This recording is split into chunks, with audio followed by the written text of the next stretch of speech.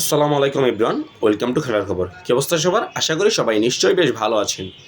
Carlo Ancelotti ব্রাজিলের দায়িত্ব নেওয়ার পর থেকে অসংখ্য প্লেয়ারকে ব্রাজিল ন্যাশনাল টিমে ডেকেছেন।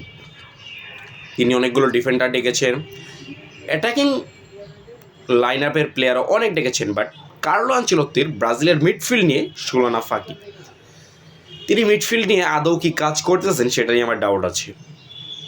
কার্লো আনচেলত্তি সর্বশেষ একটা সংবাদ সম্মেলনে বলেছেন যে সামনে মার্চে ব্রাজিলের যে দুইটা ম্যাচ আছে ফ্রান্স এবং ক্রোয়েশিয়ার এগেনস্টে, সেই ম্যাচে তিনি গ্যাব্রিয়েল জেসুস, এনরিক ফিলিপে এবং লিও পেরেরাকে দলে ডাকার পরিকল্পনা করতেছেন।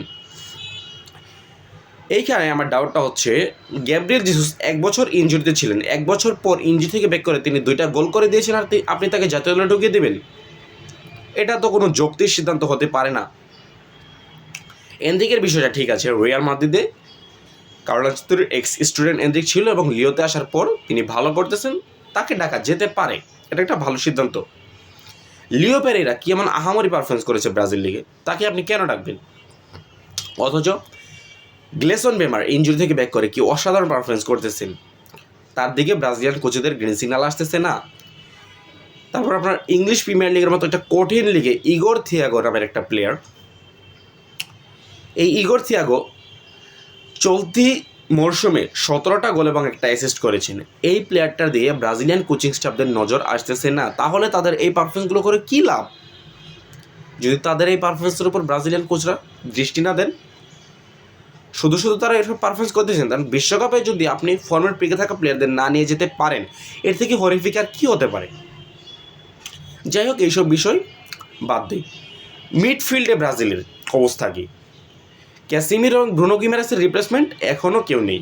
হ্যাঁ, যদিও আন্দ্রে সান্তোসকে ক্যাসিমিরোর রিপ্লেসমেন্ট ধরা হচ্ছে, বাট ব্রুনো গিমারেসের রিপ্লেসমেন্ট কে হবে সেটা কিন্তু এখনও কার্লো আনচেলত্তি খুঁজে বের করতে পারেনি। এখানে ব্রাজিল লিগে বেশ কিছু মিডফিল্ডার আছে। আর্থুর মেলো ম্যাচের টেম্পো অনেক সুন্দর, তিনি কন্ট্রোল করতে পারেন। একসময় বার্সেলোনায় তিনি খেলে এসেছেন, এখনও গ্রেমিওতে খেলতেছেন। তারপর আপনার এডারসন আতালান্তাতে দিনের পর দিন ভালো পারফরমেন্স করে যাচ্ছেন, তার দিকে ব্রাজিলিয়ান কোচেদের গ্রিন সিগন্যাল আসতেছে না। তারপর আন্দ্রেস পেরেরা কি অসাধারণ একজন মিডফিল্ডার, তার দিকে ব্রাজিলিয়ান কোচেরা নজর দিচ্ছে না, অথচ তারা লুকাস পাকেতাকেই বেশি প্রায়োরিটি দিচ্ছে। তারপর আপনার লেফট ব্যাকে যদি আসি, আলেক্সান্দ্রোকে আপনারা নিতে যাচ্ছেন।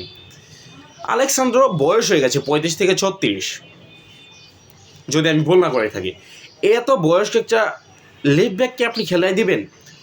অপোনেন্টে আপনি একবার চিন্তা করুন, লামিন ইয়ামাল বা উসমান দেমবেলেদের মতো রাইট উইঙ্গাররা যখন আসবে, তাদেরকে কি আলেক্সান্দ্রো ডিফেন্ড করতে পারবেন?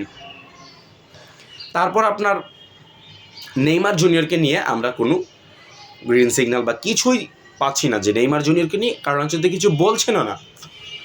আই হোপ বিশ্বকাপে কেমন একটা স্কোয়াড কার্লো আনচেলত্তি নিয়ে যাবে, সেটা নিয়ে আমার খুব বেশি ডাউট আছে, বড় ডাউট আছে।